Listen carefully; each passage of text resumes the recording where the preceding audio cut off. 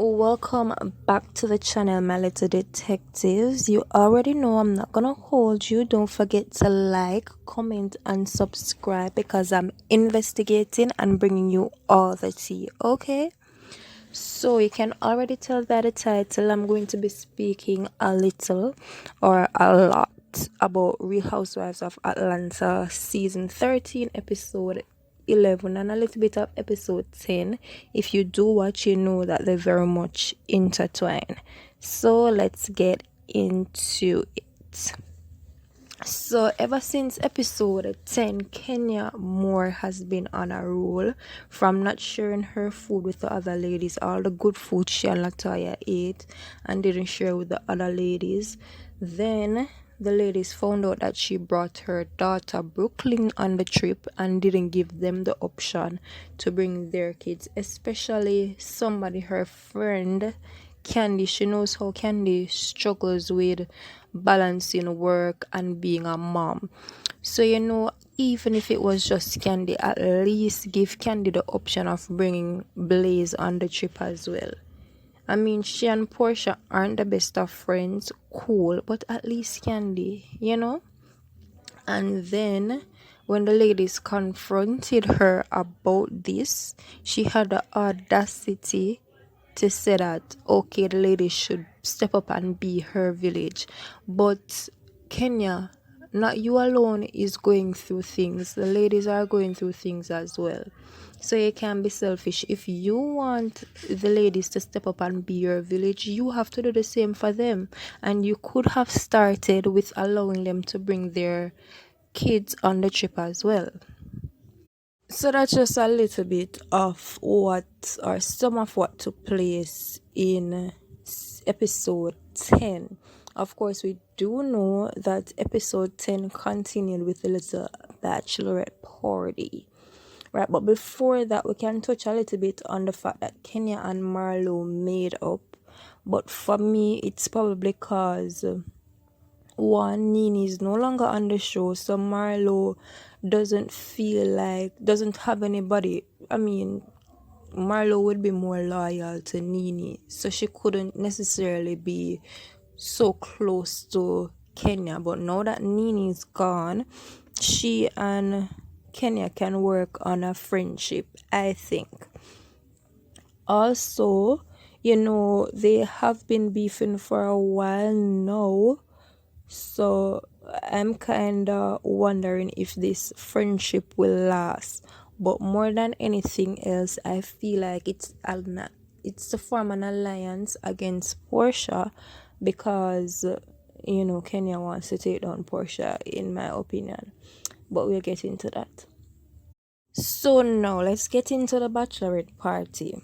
So Candy, she organized a cute little fun, to say the least, bachelorette party for Cynthia.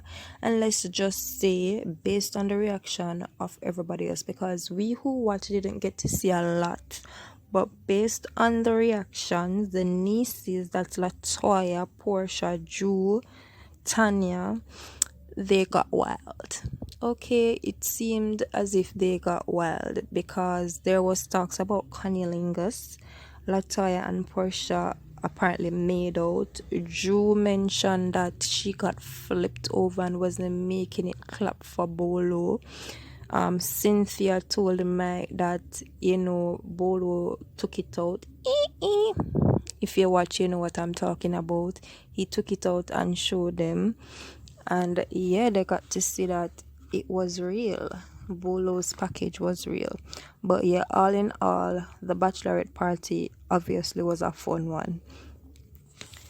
But then Kenya, as I said, Kenya is on a roll. She decided to be the party pooper the next day and played Mrs. Interrogator, Mrs.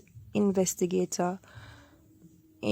Decided to implicate Portia in the situation. But for me, I think Portia should have been a little bit more vocal if you did it. Whether or not you did it, if you want to admit that you did it. Who cares? You're a woman. You're a grown woman. If you don't want to admit it, then lie. If you want to lie, lie. Who cares? It's your business, right? But I just felt like Portia needed to speak up a little bit, and the fact that Portia didn't speak up, it might, it probably had persons thinking that okay, maybe Kenya was speaking the truth. In addition to that, Candy kind of rubs me the wrong way because in some scene she's saying, oh, she's not going to say anything. No one will know what happened. She won't say anything. If it's her alone, nobody would know what happened. But then in the next scene, she's giving hints like, oh, yes, it was Portia. Portia was doing this. Oh, she did hear sounds coming from the room. Like, pick a side, stop straddling the fence and then pretending as if you're not probably just the same or aiding Kenya in what she's doing. Like you're pretty much a part of the whole investigation, or well, maybe not a part of the investigation, but you did give hints that something did go down with Portia and Bolo if something went down. But Portia didn't say anything, but Bolo, he did speak out, and here's what he said. I'm not just a stripper, I'm the stripper. I built an entire brand off of professionalism, and it don't just stop here, bro. I got fans, followers, and supporters that's been around for years that can attest to that. The rumors and allegations that's going around right now, straight bull.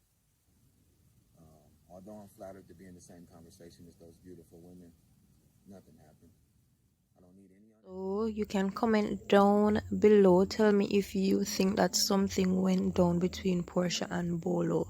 For me personally, I'm not convinced about what Bolo said in his little video. I do think that something happened between the both of them, Portia and Bolo. But as I said before, that's Portia and Bolo's business. Portia is grown, Bolo is grown. The last time I checked during that time, Portia was single. So whatever happened is between two grown people. Who cares?